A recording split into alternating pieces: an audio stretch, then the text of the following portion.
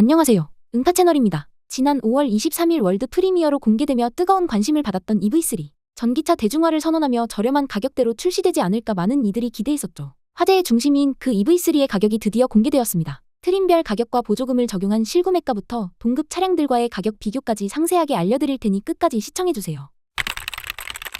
사실 EV3에는 중국산 LFP 배터리가 들어갈 것이라는 예상이 유력했습니다. 기아에서 전기차 대중화라는 슬로건을 내세웠기 때문에 가성비 차량이라는 인식이 깊게 박히면서 상대적으로 저렴한 LFP 배터리가 사용될 것이라 생각했었죠. 하지만 모든 예상을 뒤엎고 무려 81.4kWh의 대용량 NCM 배터리가 탑재되었습니다. 기존 300에서 400km대로 예상되었던 주행거리도 500km가 넘어가며 완성도가 높은 차량이라는 평가를 받았었는데요. 다만 그런 평가가 늘어날수록 가격에 대한 궁금증과 우려도 커져만 갔습니다. 생각보다 하이스펙의 차량이다 보니 가격대도 기존 예상치보다 높아질 것이라는 추측이 많았죠. 그리고 며칠 전인 6월 3일 드디어 EV3의 가격이 공개되었습니다.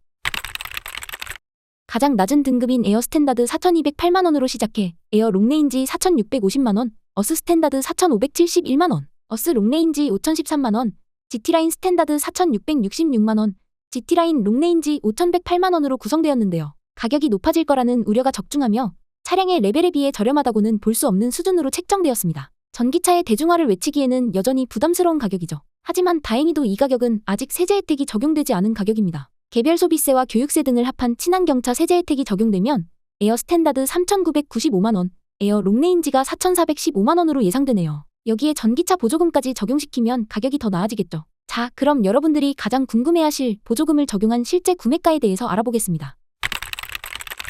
각 트림별로 차이가 있겠으나 EV3에는 앞서 말씀드린 것과 같이 NCM 배터리가 탑재되어 있고 주행거리도 길기 때문에 LFP 배터리가 들어간 짧은 주행거리의 차량들과 비교하면 보조금도 꽤 많이 받을 수 있겠죠. 서울시 기준으로 지자체 보조금 150만원에 국고 보조금 약 600만원으로 가정한다면 에어 스탠다드 모델은 실구매가 3,200만원으로 만나보실 수 있겠습니다. 전기차 보조금이 높게 형성되어 있는 지역에 따라서는 2천만원 후반대로도 구매가 가능할 것으로 보입니다. 특이하게도 EV3에는 가장 낮은 트림에도 기본 옵션이 많이 들어가 있습니다. 흔히 가장 낮은 사양의 모델을 깡통이라고 하는데요. EV3의 에어 스탠다드 트림은 깡통이라고 부르기 민망할 정도로 상당히 괜찮은 옵션을 자랑합니다. 그리고 사실 EV3의 구매를 고려하고 있는 소비자들은 대부분 롱레인지 구매를 생각하고 계실 것 같은데요. 올해 보조금 정책이 바뀌면서 주행거리와 배터리 성능에 따라서도 보조금이 달라지니 스탠다드와 롱레인지의 실제 가격은 큰 차이가 나지 않을 것으로 보입니다. 기아는 정부 부처 인증 절차가 완료되는 7월 중으로 EV3의 판매를 시작할 것이라고 밝혔습니다. 최근 들어 기아는 전기차 생산에 박차를 가하고 있습니다.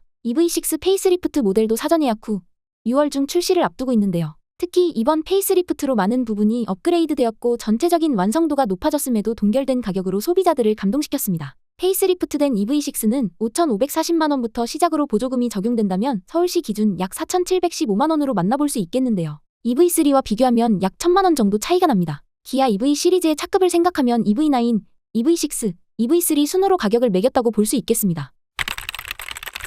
한편 EV3 가격이 공개되면서 입지가 위태로워진 차량은 니로이V가 아닐까 싶은데요. 팀킬이 아닐까 싶을 정도로 니로이V의 포지셔닝이 애매해진 상황입니다. 니로이V의 가격은 현재 5,114만원부터 시작으로 주행거리는 어스, 에어 두 트림 모두 401km를 갈 수 있는데요. EV3의 최고가 트림인 GT라인 롱레인지보다도 6만원 비싼 가격인데다 롱레인지 모델의 주행거리가 500km를 넘어가니 여러모로 니로이V의 가치는 더욱 떨어질 수밖에 없겠습니다. 더군다나 EV3에는 NCM 배터리가 니로이V에는 중국산 LFP 배터리가 들어가니 소비자 입장에서는 굳이 니로이V를 구매할 이유가 없는 셈이죠. 원래도 스펙 대비 고가라는 말이 많았던 니로이V인데 이번 EV3의 출시로 정말 위험한 상황에 처한 게 아닌가 싶습니다. 하지만 길고 짧은 건 대봐야 알겠죠. 기아의 야심작 EV3, 많은 기대와 호평을 받고 있지만 고객들에게 인도된 후에 실사용 후기가 가장 중요하겠습니다. 기아 EV 시리즈의 막내 EV3와 설 자리를 잃을 수도 있는 니로이V. 과연 기아가 전기차 시장에서 앞으로 어떤 방향으로 나아갈지 시장의 흐름을 바꿀 수 있을지 꾸준히 지켜봐야 할 것 같네요.